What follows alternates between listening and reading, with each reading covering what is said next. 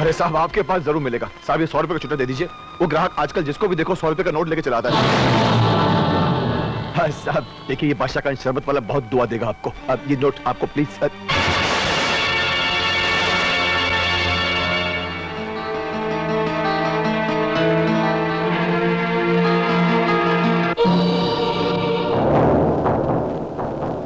आदाब साहब, आदाब। हम तो उस खबीस का पीछे पीछे यहां चला आया। हमको क्या मालूम था कि तुम्हारे से मुलाकात हो जाएगी। बहुत भटका साहब, बहुत भटका, तुमको मिलने के वास्ते बहुत भटका। तुम इधर खून करके आराम से बैठा हुआ है और उधर वो बेकसूर उमेश को फांसी होने वाला है। और अब तुम्हारा भी यहां से बचकर जाना नामुमकिन होगा बादशाह खान। मेरे ऑफिस के ठीक नीचे एक नाला बहता है, जिसके जरिए तुम्हारी लाश सीधा समुद्र की खाड़ी में जाकर निकलेगी। अफसोस बादशाह खान कि तुम्हारी लाश को कांधा देने के लिए 4 आदमी भी नसीब नहीं होंगे।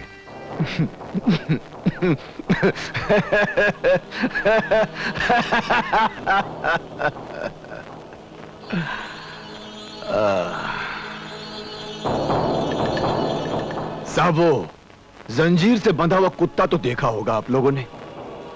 वो भौंकता बहुत है, काटने का भी बहुत कोशिश करता है, मगर उससे होता कुछ भी नहीं। तुम दोनों का भी वही हालत कर दिया है मैंने। तुम लोग क्या बादशाह खान को बेवकूफ समझता है क्या? हैं? बेवकूफ समझता है? उधर जाकर खिड़की के बाहर जाकर जरा देखो, देखो देखो देखो जरा।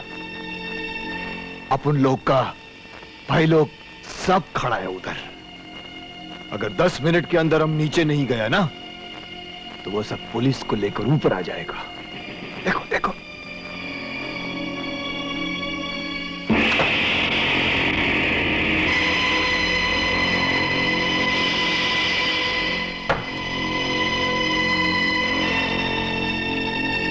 चुप क्यों हो गया तुम लोग? चलाओ गोली चलाओ। तुम्हारा इरादा क्या है? इरादा बहुत सीधा साधा है साहब। तुम एक सौदा किया जय को मारने का, अब हम सौदा करेगा तुमको बचाने का। कितना चाहिए? कश्मीर वापस जाने का एक टिकट और 20 लाख। 25 लाख दूंगा। ये 5 लाख किस खुशी में साहब? जय के लिए। मुझे जय चाहिए। मिलेगा साहब, मिल जाएगा, मगर पहले जैसा धोखा मत करना वरना। डोंट वरी खान, आज रात 11 बजे जय को खंडाला के गोदाम में लेकर आ जाना। रुपया और टिकट तुम्हें वहीं मिलेंगे, याद रखना। 11 बजे। ठीक है साहब, चलता है। ओए साहब, ये बंदूक अपनी जेब में रखो, खुदकुशी करने के काम में आएगा।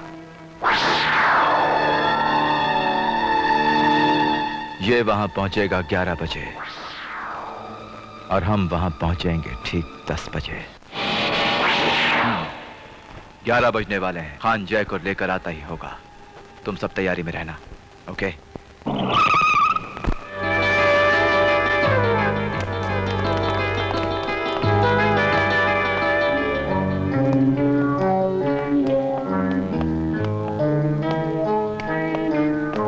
खान भाई, ये तुम मुझे कहां ले आए हो? फिक्र मत करो, थोड़ी देर में सब पता चल जाएगा। ये जगह कौन सी है? सानी साहब, आप और यहां? हैरान हो गए ना मुझे देखकर जय? शाबाश बादशाह खान, शाबाश। सानी साहब, शिकार हाजिर है, माल निकालिए। शिकार? कौन सा शिकार? जय, मुझसे तुम्हारी हैरानी और परेशानी नहीं देखी जा रही। चलो तुम्हारी नजर के सामने से पर्दा हटा ही देते हैं। एडिटर शर्मा का कातिल, वो सुनहरी जूते वाला आदमी दूसरा और कोई नहीं, मैं हूं। छमिया और जिमी का खून भी मैंने ही करवाया था। बादशाह खान मुझे पहचान गया था, इसलिए मैंने इसके साथ एक सौदा किया, और सौदा यह था कि यह अपना मुंह बंद रखेगा, तुझे मेरे हवाले करेगा और अपनी कीमत लेकर हमेशा के लिए यह शहर छोड़कर चला जाएगा। खान भाई, ये मैं क्या सुन रहा हूं? तुमने जो कुछ सुना बिल्कुल ठीक सुना। तुम इतने छोटे हो सकते हो बादशाह खान, मैं कभी सोच नहीं सकता था।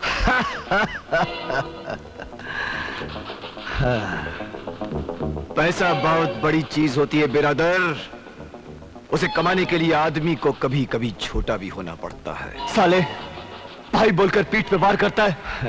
तुझे मैं जिंदा नहीं छोड़ूंगा, जिंदा नहीं छोड़ूंगा तुझे मैं। जिंदा बचेगा तब ना। आपस में लड़ने से पहले इतना जान लो कि अगर तुम में से कोई जिंदा बच भी गया तो उसे मैं नहीं छोड़ूंगा। क्या कह रहा है सानी सेठ? तुमको जय मांगता था, हमने जय लाके दिया। हम बंबई हमेशा के लिए छोड़ने को तैयार है, फिर भी तुम हमको मारने की बात करता है? हाँ, क्योंकि तुम जैसे ब्लैकमेलर से मुझे सख्त नफरत है। राज अखबार के एडिटर ने भी मुझे ब्लैकमेल करने की कोशिश की थी। मेरे कुछ डॉक्यूमेंट्स उसके हाथ लग गए थे। अगर वो अखबार में छप जाते तो शहर का जाना माना वकील, जनता का चाहता एमएलए संग्राम सिंह साहनी विदेशी हथियार सप्लाई करने के जुर्म में, ड्रग्स की स्मगलिंग करने के जुर्म में जेल की किसी कोठरी में चक्की पीस रहा होता। चंद घंटों बाद उमेश को फांसी हो जाएगी और उसके साथ साथ एडिटर के मर्डर की भी फाइल हमेशा हमेशा के लिए बंद हो जाएगी। संग्राम सिंह के बारे में कौन जानता है? सिर्फ तुम दोनों। तुम्हारा काम भी तमाम हो जाएगा।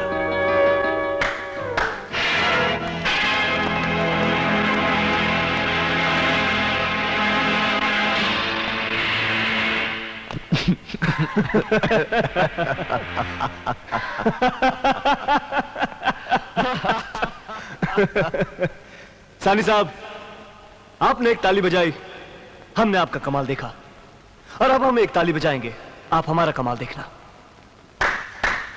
कोई अपनी जगह से हिलना नहीं। अपनी अपनी बंदूकें फेंक दो, वरना साहनी का भेजा फ्राई कर दूंगा।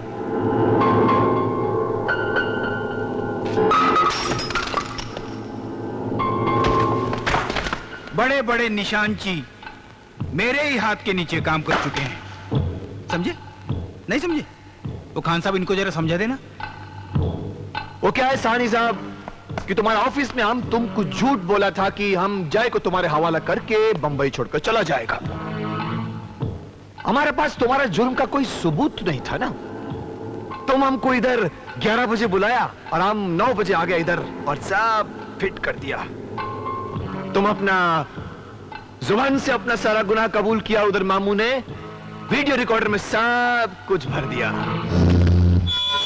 सानी साहब, उमेश को फांसी नहीं होगी, इस कैसेट के जरिए तुम्हें फांसी होगी। ये खेल इतना आसान नहीं है जितना तुम समझते हो जय। फेंक दो अपनी बंदूक, वरना तुम्हारा साथी मुझसे नहीं बचेगा। Well done Mac, well done. क्या फर्क पड़ता है रे? हैं? क्या फर्क पड़ता है? साला आखी जिंदगी कोई अच्छा काम नहीं किया, फिर भी स्वर्ग में झोपड़ा लेकर रहने को दिल करता है। उमेश और उसके परिवार के लिए मरकर इतना तो पुण्य कमा लूं। जय, तू मेरी खोपड़ी की फिक्र मत कर, तू सहानी की खोपड़ी पे नजर रख। ले जा उसको घसीट कर जेल तक और उमेश को हटाकर इसे फांसी पर लटका दे।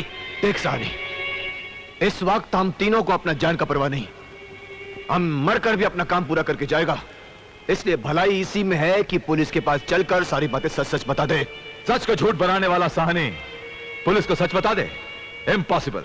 अरे इम्पॉसिबल को पॉसिबल करना अपने को अच्छी तरह से आता है।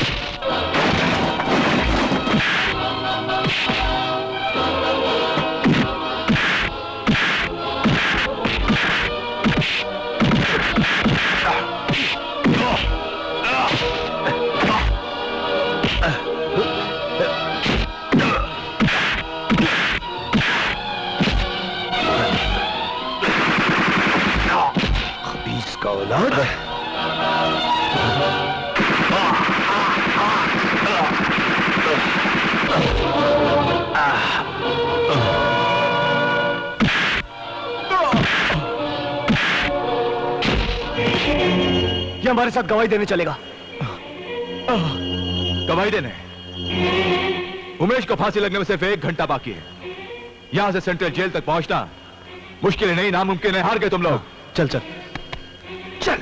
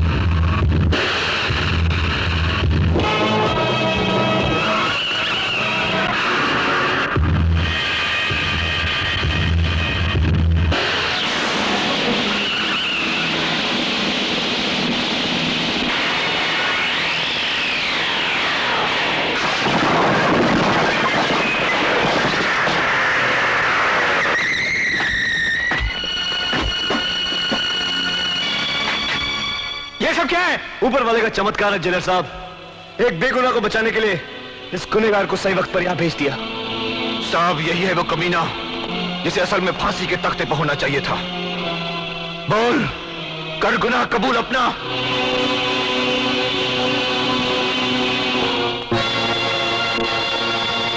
जेलर साहब, मैं अपना गुनाह कबूल करता। मैंने ही एडिटर पीके शर्मा का खून किया है और मैंने ही उमेश को फंसाया ताकि इसे फांसी हो जाए और ये केस हमेशा हमेशा के लिए खत्म हो जाए। लेकिन तकदीर के लिखे के आगे कौन लड़ सकता है जेलर साहब? गुनहगार हूं मैं, मुझे मेरे किए की सजा मिलनी चाहिए जेलर साहब, मुझे सजा मिलनी चाहिए।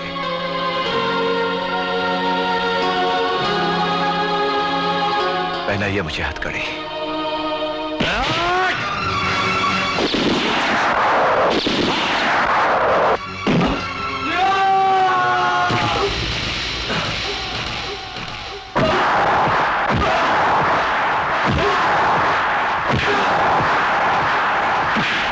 हमारा फिक्र मत करो तुम, उमेश को जाकर बचाओ। जाओ जाओ जाओ जाओ।